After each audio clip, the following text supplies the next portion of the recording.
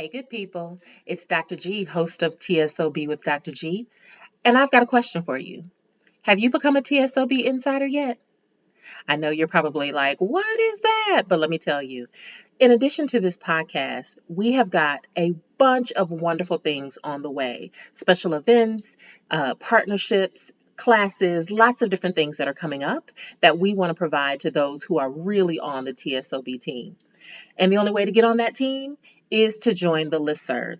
So when you get a chance, head over to www.subscribepage.com/TSOB. And when you do that, you will be in the know. We won't spam you, I promise, but you will be first to find out about different events, like I said, that we've got coming up, as well as special discount codes that will come for all the other particular projects that we're doing. So again, www.subscribepage.com/TSOB so you can become an insider, and we will look forward to seeing you there. Now, let's start the show.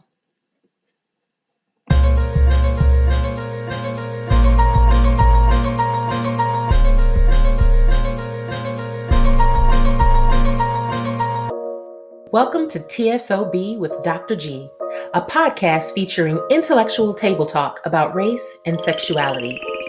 I'm your host, Dr. Tracy Q. Gilbert, a sexuality educator, writer, and researcher. Join me as I talk with the most brilliant minds in human sexuality, applying a professional Black lens to discussions about sexiness, health, and healing in the new millennium. It's T.S.O.B, the sex ed of Black folk. Let's get to the get down, shall we?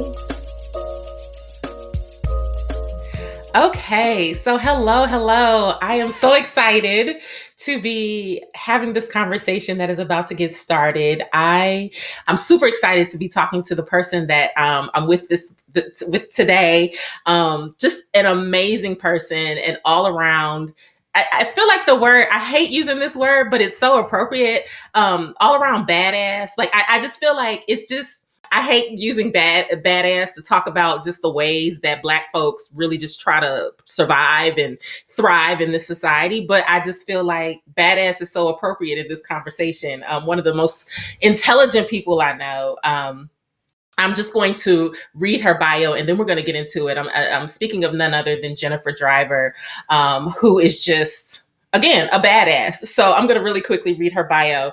Jennifer Driver is an award-winning reproductive health, rights, and justice policy and advocacy leader. She is the founder of Take Root Strategies, LLC, which is a consulting firm that provides strategic guidance on reproductive healthcare policy. Prior to this, she served as the Vice President of Policy and Strategic Partnerships with SIECUS, Sex Ed for Social Change.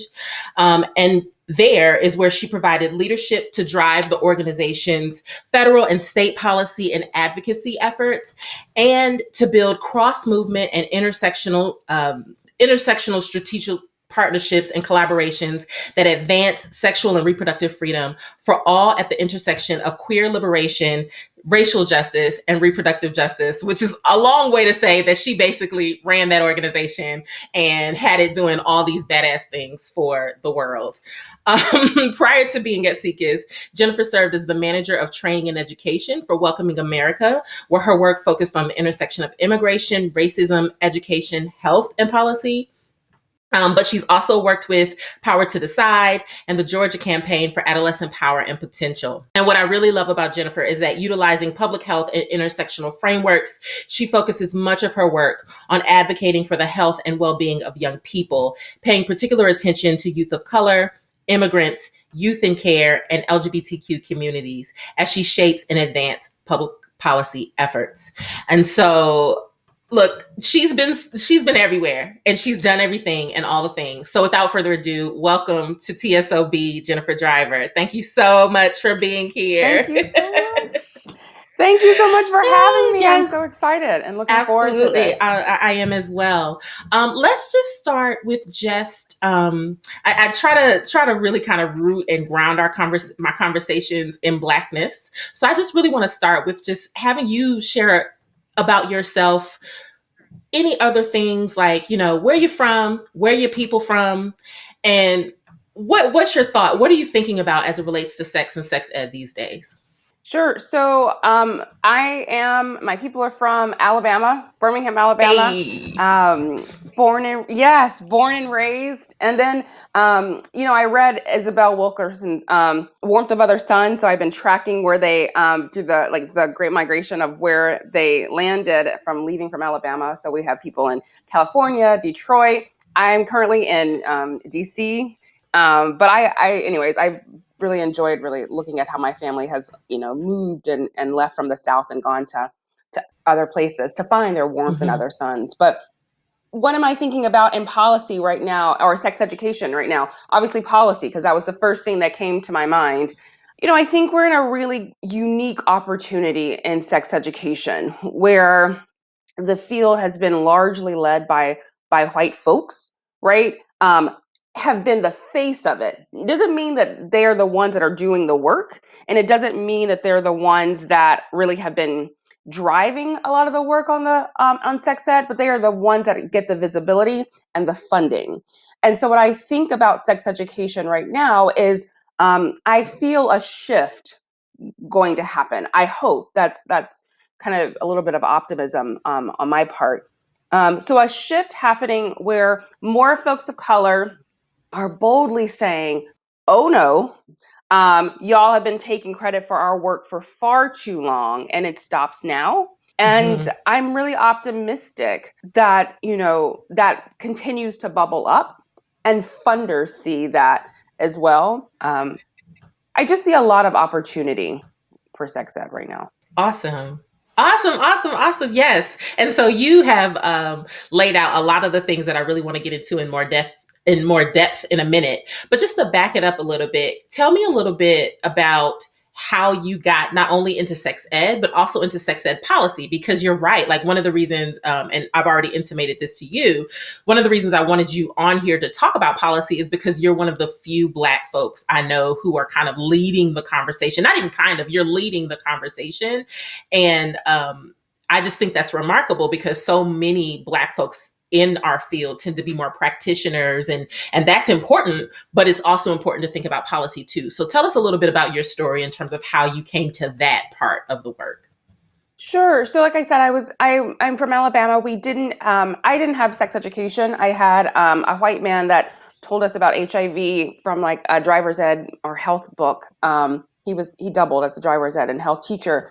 But what I noticed as I kind of fell into this work, I was doing a lot of programming. And to your point, that was where I was seeing a lot of people. That's where I was seeing people really putting their focus behind sex education. But what I also noticed is it wasn't long term, right? So you would go in, you would do 6 to 8 weeks or however weeks long of a program, and then it would just be done.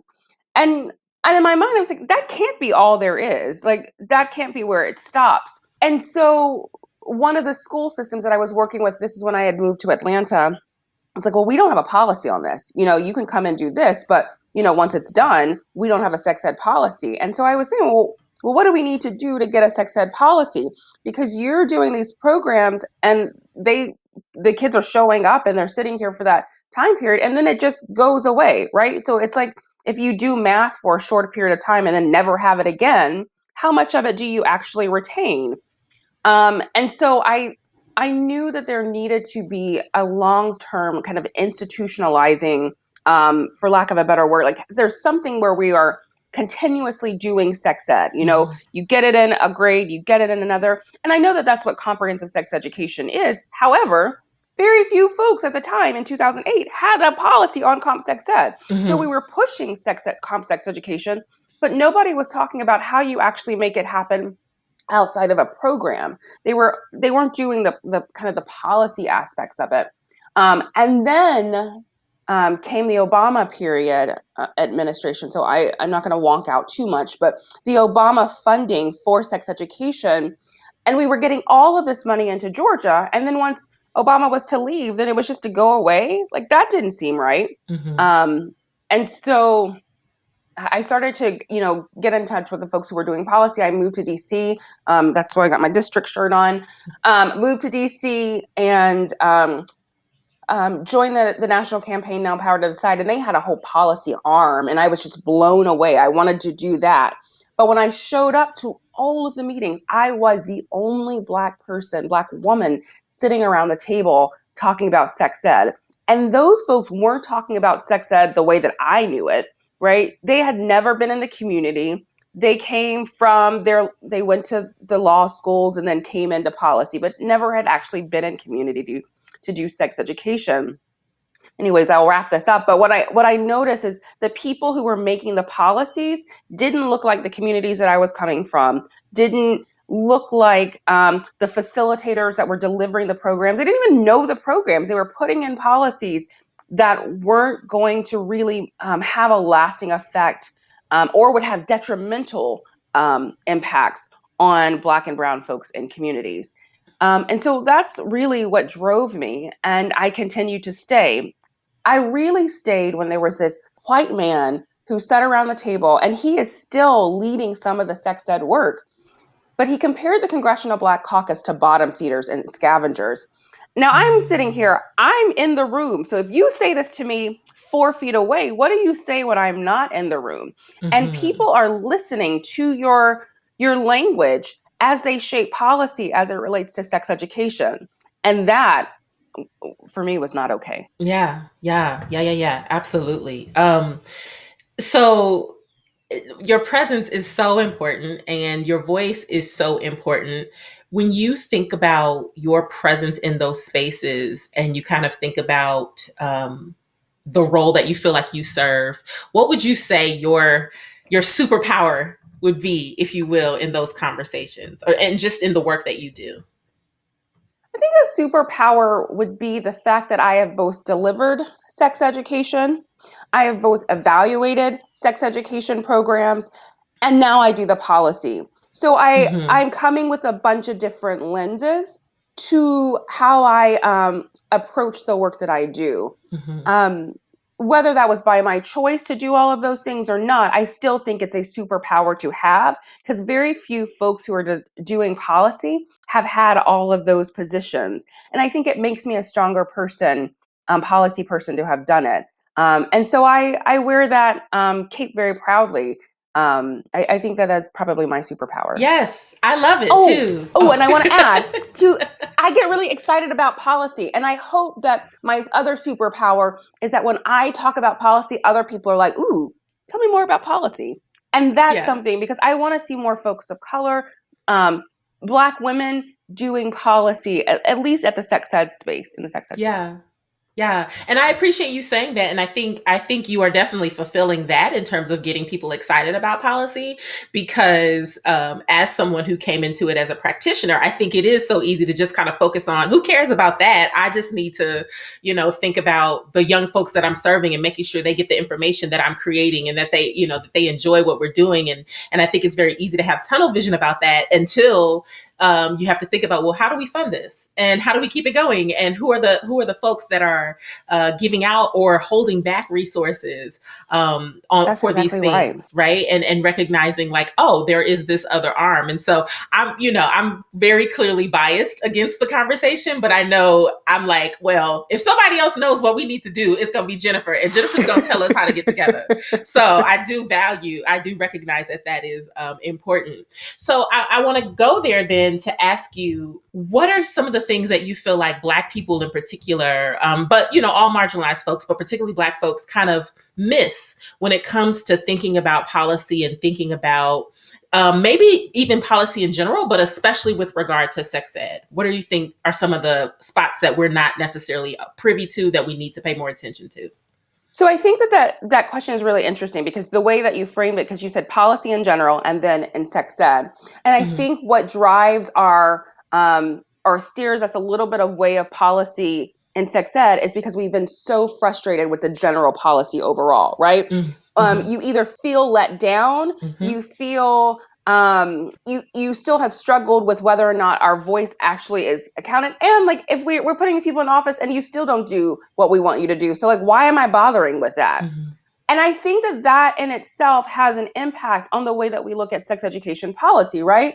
The same thing. Like, why do I need to focus on sex ed policy when I can just go do a curriculum for the folks in my community that really need it. And so that's one thing. What I want people to know or to think about is how that is getting funded. Because while you are doing your program in your community, wonderful, what is happening is Black folks or Black young people are more likely to get an abstinence-only program in their community. And that is largely driven by policy.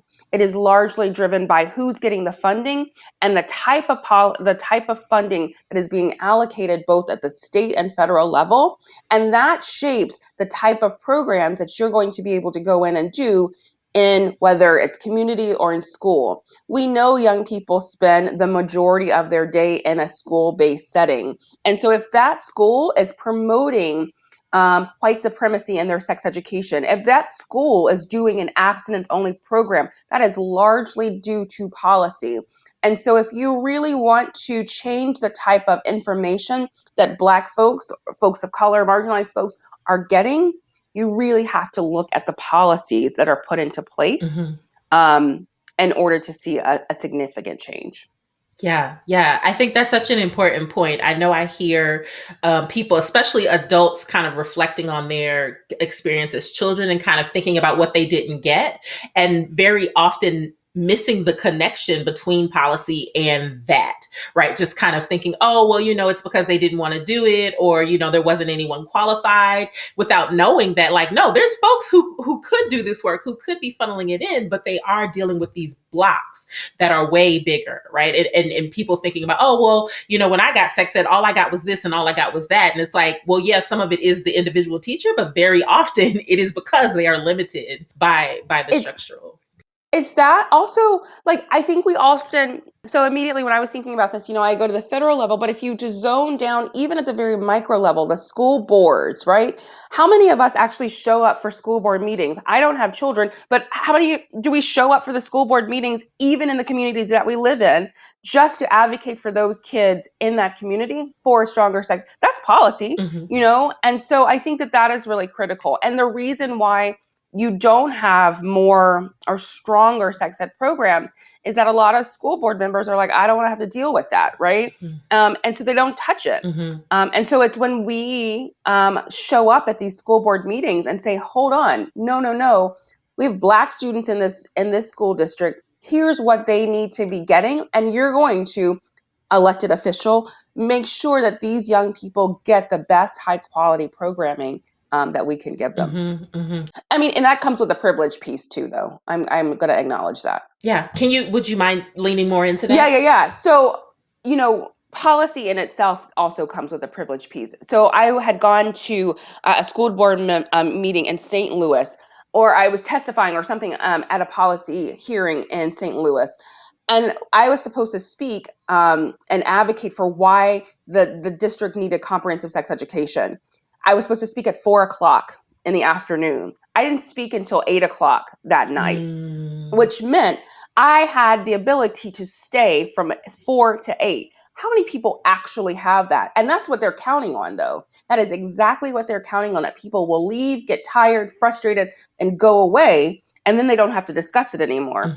I got time. So I sat there for the 4 hours and waited for until 8:00. And so there is some privilege that I have the ability to do that. I don't have kids that have to go home and take care of or feed or like the other things that I have to do. And so, but that's the way they make policy inaccessible, and they make this much harder than it needs to be. And so it sounds like there's some opportunity there to be thinking about how can folks maybe even be creative about how we advocate for various things, right? Like I'm thinking, well, they didn't.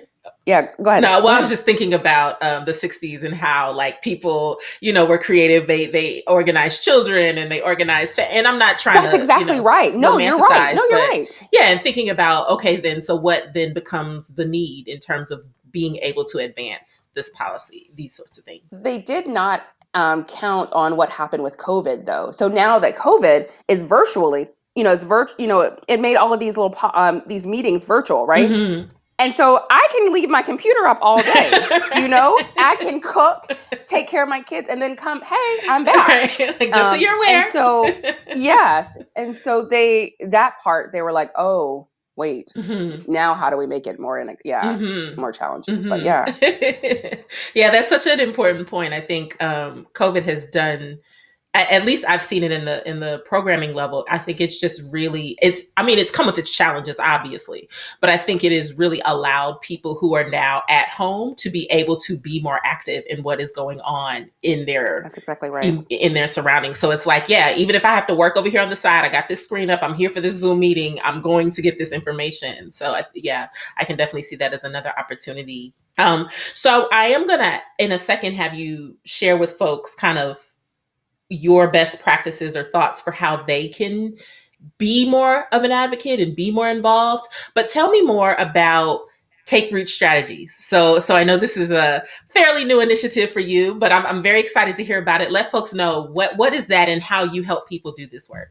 Yeah, thank you so much for asking. Take Root Strategies. And I would be remiss if I didn't say that Dr. Tracy Gilbert gave me the kick that I needed to get out there and do it.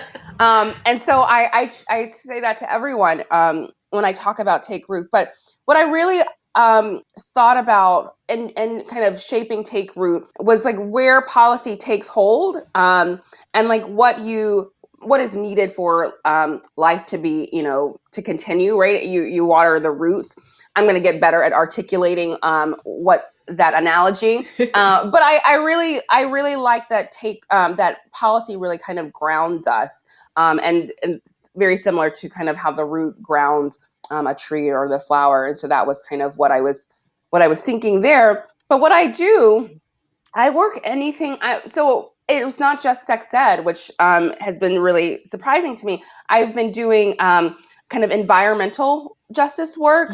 So if I think about kind of Take Root, it's more kind of a repro frame, because reproductive justice frame, and that we're looking at environmental justice as it relates to health. And also the environmental field is really white. You think sex ed is white? That environmental field is really white. And so I've been doing a lot of kind of racial justice coalition building and training and education around those the white folks in the environmental space. They're looking primarily in Pennsylvania. So I think a lot about kind of the Braddock area, right outside of Pittsburgh, and New Jersey, and how race and the environment really go hand in hand as it relates to health. I've been looking at the criminal justice, been working in the criminal justice space with the National HIV LGBTQ National Working Group that is really centering formerly incarcerated folks and how we improve policies that remove barriers for them as they navigate through society. And then here are my roots in sex education, really looking at how young people have access to condoms and contraception in schools. And so we're working with legislators in Michigan to figure out how we can improve condom access and accessibility within Michigan school systems. And so I work with nonprofits, I work with coalitions, I work with legislators on health policy, really looking very broadly. Yeah. You just reminded me, right? Like I spent a lot of time at kind of having you think about or having you talk about policy with regard to sex ed, but there's really so many other topics in health, but also in sexual health that directly are related to policy, right? I'm thinking about, you just mentioned incarcerated folks and folks living with HIV, thinking of LGBTQ folks, but I know you have some experience working with abortion policy, right? Abortion, and doing some immigration, organizing around that. That's exactly right. Can you share a little bit about your thoughts on what's happening with that too, particularly with kind of the shift that's happened with our Supreme Court and what folks might maybe need to think about with regard to that and even in the years ahead?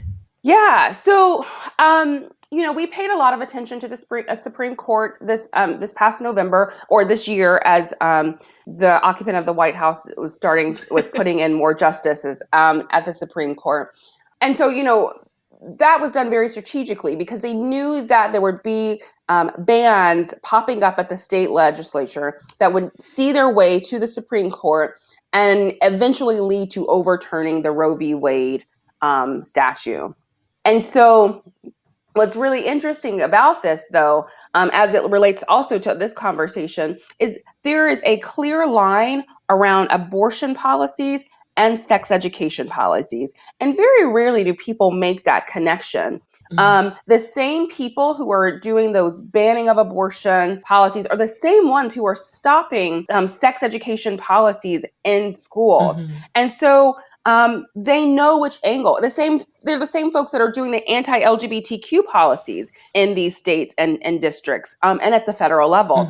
And one thing that I don't want anyone to leave, this is not a Republican Democrat thing. We have a Democratic representative of Tulsi Gabbard who ran under the Democratic Party, who just introduced one of the most anti-trans bills that we've seen coming from the Democratic Party. And so we look Republican, Democrat a lot at the federal level.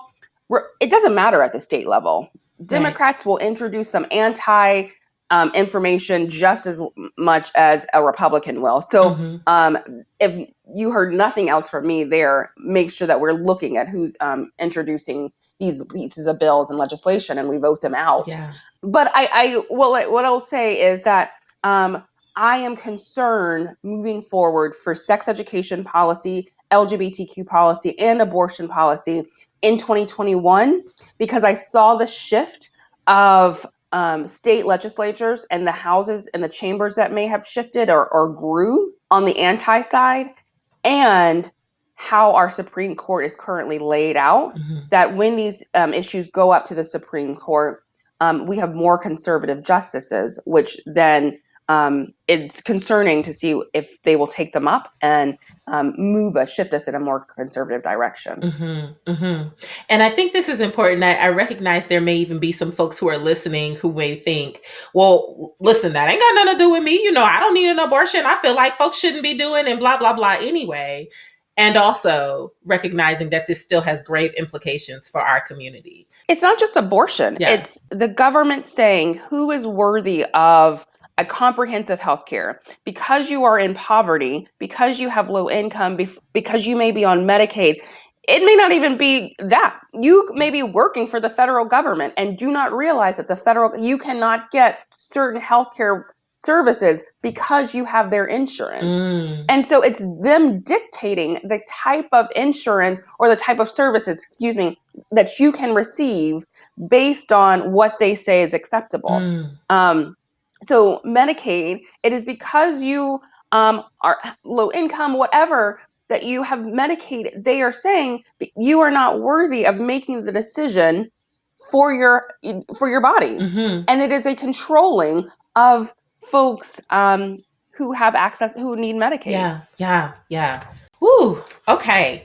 So then let's say you have that person who's like, look, this all sounds really fucked. Right? This all sounds like everybody's bad. You just said it yourself that it's not Democratic or Republican because they can both be anti-Black. They can both be trash. Oh, yes. Trash. What do you say to that person to help them see the bigger topic? Like, how would you respond to that person? I mean, they're counting on you to say that and to step back away, right? They are counting on you to get frustrated in the process. They are making all of these barriers so that people either don't understand or they get frustrated and they don't want to deal with it. And so they know that they can continue to do it, right? That's what they're counting on. So what I would say is, let's learn the process. We can do it together and do it incrementally. No one is, if you want to start at a school district or a school board or one tiny little issue, it could be nutrition whatever excites you, start there. And learn the process there and then expand to other things. Yes. But they are counting on us to be like, it doesn't work. The system fails me. And so they keep getting elected because of that. And that leads perfectly into my almost, well, no, we're going to keep going, but that leads me to... Wait, can I just say one thing? Oh, yeah, sure. I said they keep getting elected because of that. They get elected because of that and voter disenfranchised. So that's not the only reason they get elected, but they are counting on people getting frustrated in the process or turning away. You can see what happened in Georgia, right? So now that Black folks, Indigenous folks, AAPI communities turned out in Georgia, and Georgia went blue, you can look in the current election of Ossoff and Raphael Warnock that they are trying to make it even harder now for those groups to vote because they showed up. So, they put these barriers in place. We jumped over them. And now they're going to try to put more barriers in place. So they're counting on us to get frustrated or not turn out. Right. And that's why. And so I did want to acknowledge that. It's not just because we lost interest. They also have made it harder for us. Yeah, no, definitely. Thank you for raising that, because I'm sure there are other folks who kind of think about that too. And what I appreciate about folks like you is that, and you know me, so my motto is, let's just fight. We can fight. But I get like, okay, we can't just beat up everybody. And so we have to move intelligently. Can't we? As much as we may want, and maybe in certain situations, but we can beat up people, but we wouldn't necessarily be able to have what we want at the end of the day. So I get that. There's more. We can fight, but there has to be more. And so on the other end, for the folks who are like, okay, Jen, I get you. I hear you. I know this is important, but I don't know anything about this. I just know that, my baby is not getting what they need in their classroom, in their sex ed classroom, or, my young people are struggling with getting abortion access, or my kids my kid is trans and they can't get the resources that they need. Where do you suggest people start, and how do they get in? That's a really good question. So I think that there's this idea that you have to take it on all by yourself. And that's not the case, right? So the abortion access, I would look to your local abortion fund who is in your state or your community and figure out how you can work with them so that you're not shouldering all of this on your own. If it is a trans, LGBTQ rights, there are organizations in your community that are working on that as well, so that you don't have to do it alone. But the other thing is, if you have the ability to show up to a meeting, to write a letter to the school board, like these are really small things that you can do. I've seen even in when I lived in Atlanta, I did attend Raphael Warnock's church. I would have them have folks in the church just writing letters to the districts that they were where they lived, and that was a step that they can do. I also want people to be realistic. Like, the change is not going to happen overnight, right? And so where you are starting is just laying the foundation for something to come in the future. It may not change with your child, which is really frustrating and really hard to hear, but you are changing something for the future. Now, if you want to demand change for your child in this moment, I would say show up to the school. I would, that's where kind of the increase needs to happen. And you mobilize and you bring 3 friends, and they need to bring 3 friends, and, and it grows so that there is power in movement. Mm-hmm. Awesome.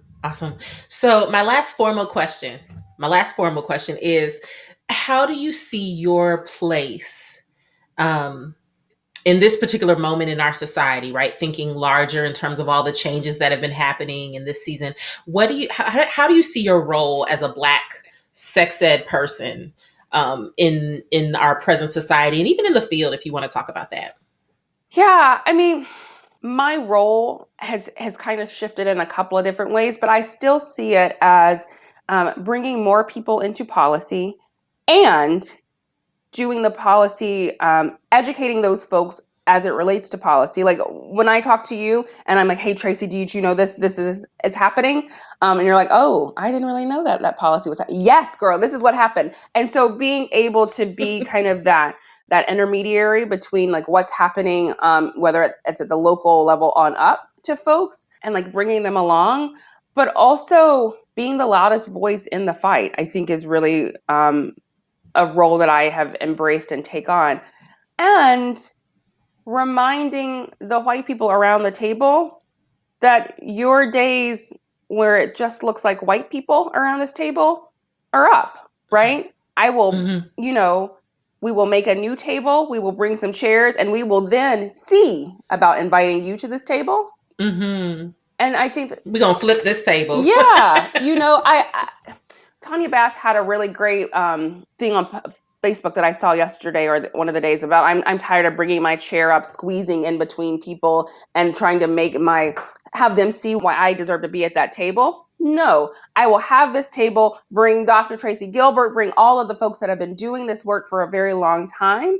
And then maybe if I choose to invite some white folks that, are co-conspirators to the table, I will bring them along with me. But the thing about it is, what I'm finding is representatives are looking at our tables now, right? In a way that they hadn't been in the past, because they see our value, they see our power. And my role is to continue to make them see that as we move forward. Amazing. And I don't say that lightly because, full transparency to folks listening, I'm not always excited about politics, about policy, about any of this. Like, I am often not. And so I am grateful for folks like you, Jen, who help me at least recognize, like, okay, maybe there's a glimmer of hope somewhere that I can kind of lean into and just hang on to. Because sometimes I'm like, burn it all, forget it, we'll start over. I mean, I have those days. I mean, I want to burn it down too. But until we burn it down, here's where I'm sitting. Here's where we're sitting. I get it. Absolutely. All right. So we have done, what would you say, the wonk, the policy wonk, the political wonking. Now we're going to have a little fun with my rapid fire questions that I have for all guests. And, recognizing me, I'm someone who thinks a lot about Blackness and sexuality and sexiness. So these are just a few questions that I want you to just, first thing comes to your mind. Okay. Ready? Okay. So sexiness is... Oh, okay. Wait. Sexiness is, I'm going to do the first thing that came to my mind was like smarts, like mental stuff. And that's kind of nerdy. Yeah. No, but that's okay. That's totally cool. Yes. Yes, I was like, research. Absolutely. Oh, yes, I love it. I really am. Y'all, I'm better. That's beautiful. Question. Let me tell you why, because you're going to be one of the few people to say that, and there's going to be somebody listening who's like, "Yeah, I love that too." Like, intelligence is sexy. It is. It really, really is. Yes, absolutely. Okay, the sexiest thing about Blackness and or Black people is community, hands down. Our ability to be in community, I just turns me on in ways that I love it. I love it. Okay. My go-to for feeling sexy is... Ooh, Marvin Gaye actually just came to my Come on. I thought you were going to say a research. No, it wasn't. Like, Marvin Gaye was the first thing that popped. I was like, yeah, that is it. Absolutely. Love it. Love it. Love it. Sexual freedom for Black folk is achieved when... Oh, wow. Dang, Tracy. That one's good. And what comes sexual freedom for Black folks achieved when? I think it's when all of us just kind of lean into our full ability to be sexual beings. Mm-hmm. Even from a very young age to my 95-year-old grandmother. Mm-hmm. And that is the message that we are sending to both our young and our old. I remember being really sexually repressed just through the church and everything, and just like not being able to do anything, right? Mm-hmm. And so I think that there is power when we can lean into our ability to just be like sexual beings and appreciate that. Yeah. And I think that's when we start to achieve it. Awesome. Last question or last sentence stem. Okay. When I'm done being on this podcast, I will turn on College Game Day. I am a diehard college football fan. And because I am still a policy wonk, I will have on some sort of NPR podcast or something going on to catch me up on the latest that is happening in policy. And I will fix me a whiskey. I know it is 10 o'clock in the morning. I don't give a damn. It is 5 o'clock somewhere. It is. I will pour a glass of bourbon and just chill because I have been having the most amazing time this morning. This has been really fun. Awesome. Yes, it has. Thank you so much for being on with me, Jen. I'll definitely have to have you back. And yeah, thank you. Thank you. Thank you. Thank you for having me. Thank you all for listening to this policy parts. You've been listening to T.S.O.B. with Dr. G, produced by Dr. Tracy Q. Gilbert of Tembe and Aya. To keep up with all things T.S.O.B., follow us on social media at T.S.O.B. the podcast, which you can find on Twitter, Instagram, or Facebook. For past episodes of the show, visit tsobpodcast.com or subscribe to the show either on YouTube or anywhere else you listen to podcasts. Now, don't forget that you've got homework for this episode. To find the downloadable worksheet for this or any other episode of the show, head on over again to tsobpodcast.com, where you'll find it and any other important information from the show notes. And finally, do you have any questions or thoughts to share? Sound off by email at mailbox@tsobpodcast.com. Again, this was TSOB, the sex ed of Black folk. Thank you for listening. Talk again soon.